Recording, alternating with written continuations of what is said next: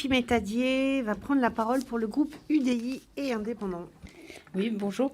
Merci Madame la Présidente. Je souhaite féliciter tout d'abord les rapporteurs pour l'excellent travail qu'ils ont mené sur ce fléau qui touche aujourd'hui nombre de nos territoires. Un des éléments importants est la communication auprès des habitants. La plupart voient dans ces belles fleurs jaunes, violettes, ces grandes étendues vertes, ces belles grappes de raisin, la réussite de la nature, tout simplement. Et je pense que c'est vraiment quelque chose qui est extrêmement important. Et les premiers à informer également, je pense, ce sont les élus et les agents communaux et interco qui, en général, ne connaissent pas du tout la problématique des plantes invasives et ça leur tombe dessus tout d'un coup sans qu'ils aient pu voir les premiers prémices de l'arrivée des plantes invasives. En ce qui concerne l'arrachage, par exemple, de la Jussie, c'est vrai que les chantiers d'insertion sont extrêmement bien placés pour faire ce genre de travail. Je préciserai deux petits points, alors qui sont des points de détail, mais qu'il ne faut pas oublier de financer. C'est les vaccinations contre la leptospirose dès qu'on intervient dans Rivière et que les chantiers d'insertion n'ont en général pas les moyens de payer pour leurs agents qui sont renouvelés très fréquemment. Et également, c'est un travail saisonnier, donc ça implique que le chantier d'insertion ait de quoi faire travailler les salariés le reste de l'année. Donc c'est quand même quelque chose à prendre en compte. Je m'interrogeais également sur la possibilité éventuellement de travailler avec des applications de reconnaissance de végétaux. Je pense notamment aux applications de type Planète qui sont utilisées de plus en plus fréquemment et qui pourraient permettre d'informer d'une manière efficace la population.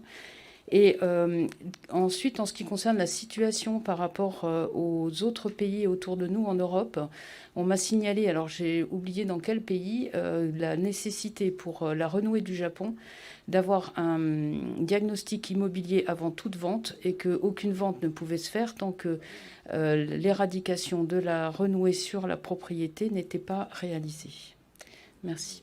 Sur les sujets de ce qui se passe chez nos voisins ou sur divers pays dans le monde, par exemple les diagnostics renoués, on a l'Angleterre qui l'exige, y compris sur les propriétaires privés. On a des pays comme l'Afrique du Sud qui est peut-être beaucoup plus avancé en termes d'outils sur tout ce qui est traitement biologique de ces espèces. En sachant que tout ça, certains chercheurs nous l'ont quand même exposé et qui font ressortir un ensemble de risques qu'on ne peut pas sous-estimer, puisque ce serait peut-être remplacé par une espèce animale. Ça a été abordé, et puis c'est vrai que la mission n'est pas allée jusque-là, mais on voit qu'on est un petit peu en bord systématiquement. Et que croire en une bonne solution pourrait être une mauvaise de terme. Donc tout ça, il faut encore une fois en revenir à tout ce qui est recherche et observation. Puis la question aussi de la vaccination. Merci pour la proposition, puisque je ne l'avais absolument pas intégrée, et vous êtes la première à nous en avoir parlé, et c'est d'actualité. Alors, juste par rapport au chantier d'insertion surchargé dont vous avez parlé, effectivement, on a besoin de cette file de coude, mais moi, je crois que c'est sûr que ça va être un coût au départ. Mais il va certainement être moins lourd que si on laisse faire.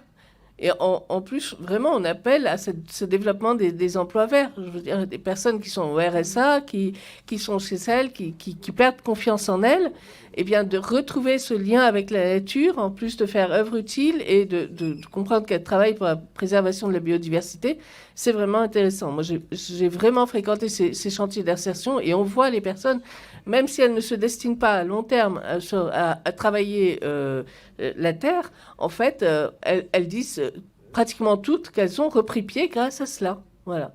Donc, je pense qu'en développant ces emplois, c'est sûr qu'il y a un coût au départ, mais on retrouvera, c'est sûr, le bénéfice de ce coût et ce sera certainement moins cher que de laisser se développer ces plantes comme cela. En plus que, évidemment, ça permet d'avoir du lien social là où il n'y en avait plus.